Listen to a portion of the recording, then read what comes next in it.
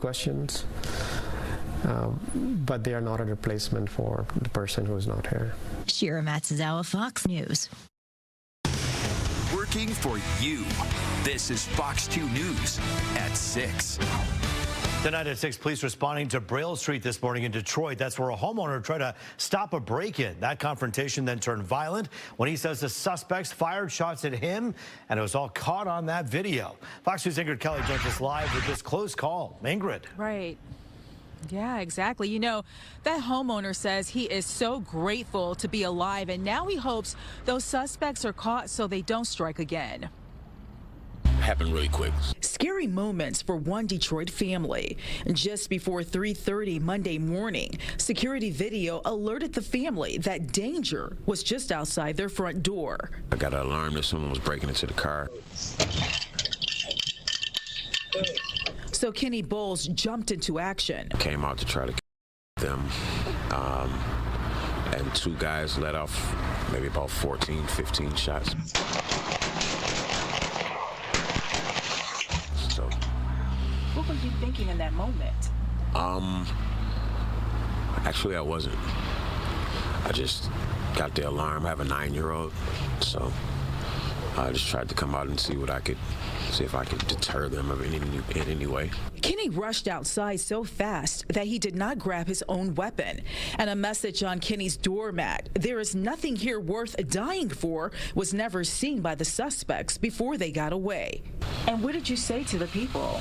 I didn't get a chance to say anything. As soon as they heard the door opening, they just started to fire. As police investigate, there's still evidence of this frightful moment as bullets left this property damaged, and broken glass still remains on the porch. Obviously on the wrong path, headed fast too.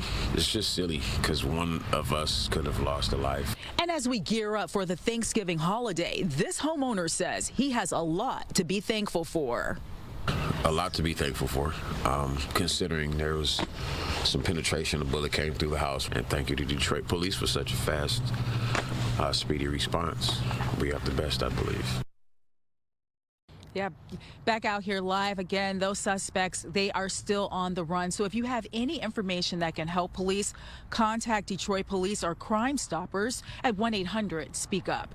Roop, back to you. Yeah, in this day and age, it seems like every other house may have some kind of a camera, a surveillance, a doorbell camera. The one that angle shows, are there other people in the neighborhood where there are other angles that may actually indicate where they may have taken off or a car they hopped into? Exactly. And that's why, you know, community is so important, because people need to really work together to stop these sort of crimes. And people they review their, security camera and see what they can find on this, video. And if there is a different angle, maybe they saw their face or the front part or back, or like you said, where they actually went to when they left. If they can get that and get that into police, that could be crucial evidence. Yeah, I'm sure police are knocking on doors trying to find this. Let's hope they can piece this puzzle together and find the people who did this. Ingrid Kelly for us live tonight. Thank you. Take out to Oak Park tonight. Police there asking for your help to find the driver involved in a deadly hit and run. A 71-year-old disabled veteran in a wheelchair was struck and killed, and the driver did not stop. This happened on West 9 Mile Road near Harding Street on Saturday morning. Fox News' Rob Olchek is in our newsroom with what else we've learned about the suspect vehicle and a new reward. Rob.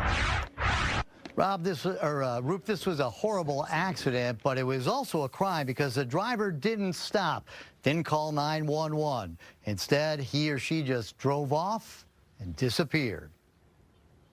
The victim ended up on the side of the roadway, and that's what caused part of the delay of getting any calls about it. For 3.5 hours, a man lay horribly injured on the side of busy 9 Mile Road, unseen as cars and trucks passed by in the middle of the night. A horrible ending to what appears to have been a hard life. The victim, a wheelchair-bound veteran living on the street and dying there. The man on the wheelchair was traveling in this direction on 9 Mile, and as you can see, there's no shoulder here, so he didn't have very much room. The impact happened right around here, and as you can see, there's debris, including pieces of the gentleman's wheelchair still laying here. So this was a violent impact. The driver certainly knew he hit somebody. There was heavy damage to the vehicle because we were able to collect some car parts and we're able to identify that it's a 2023 to 2026 Hyundai Elantra that's dark gray. Suspect vehicle looks like this. Once again, it will have collision damage to the passenger front end. The crash happened on Saturday morning at 1:30, but the fatally injured man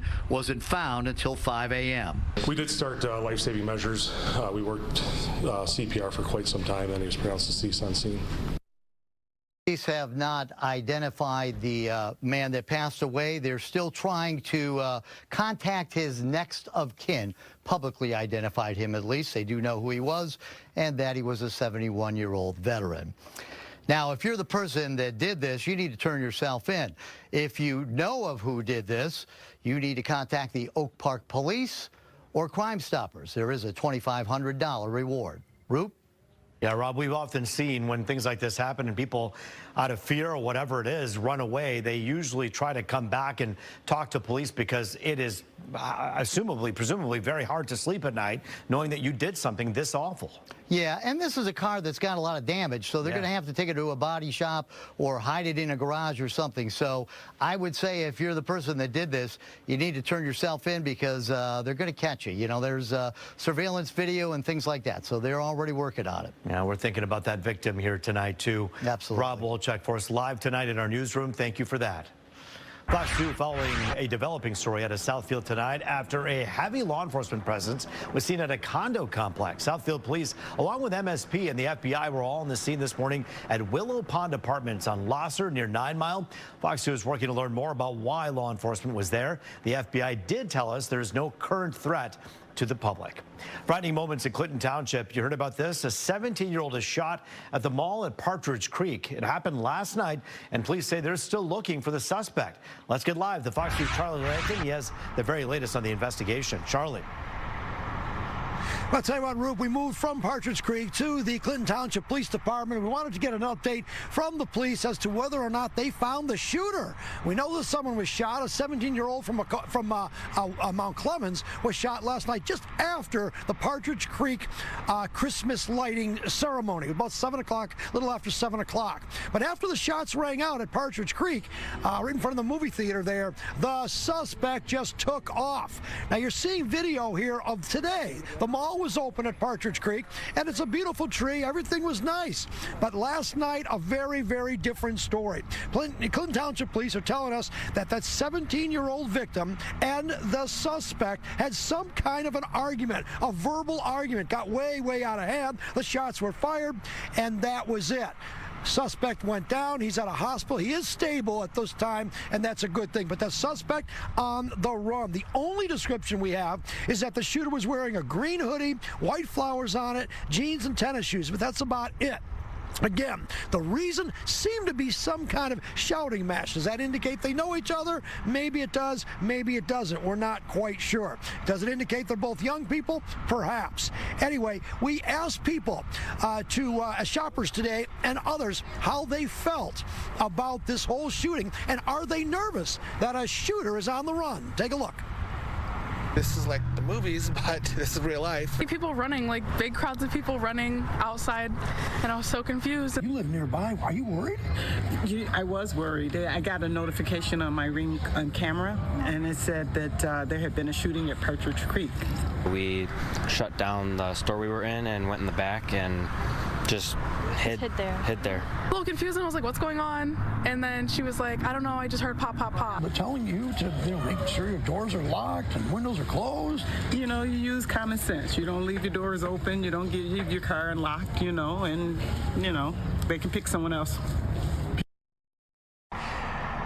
Partridge Creek released a statement saying that they are cooperating with the Clinton Township Police Department. Clinton Township Police Department released a statement saying, hey, just be careful. If you have any information, let them know. Again, 17-year-old from Mount Clemens in the hospital, stable condition after being shot. The suspect on the run.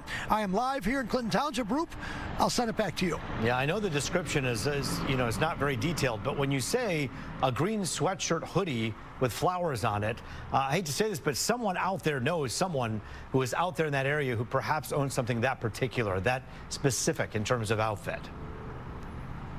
Well, I have a feeling that hoodie is long gone now, Yeah, but right. somebody knows something. There were just too many people at that Christmas tree lighting ceremony, and then afterwards. The people know, and if you know, tell the police. You're not going to get in trouble. We want to have safety. The mall is open. I mean, everything seems to be an isolated incident. But until we get some definitive answers, that's what we're going to be wanting. Again, there's a shooter out there, did a bad thing, but you got to come clean. And if you know something, say something. I think that's the message here. Let's hope someone comes forward soon. Charlie Langton for us live tonight. Thank you.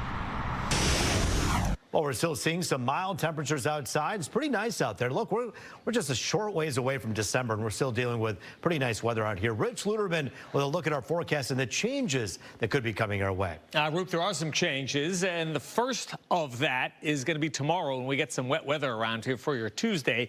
Clouds are thickening right now. There are some showers west of Lake Michigan, west of Chicago, and some of that action coming our way tomorrow. 45 here right now, 48 in Chicago. Even way up there around Marquette, it's 41 degrees, so it's not terribly cold. That'll be changing as well starting Wednesday night. How about some great live pictures from Traverse City? You can see some of the great colors of the fall season there.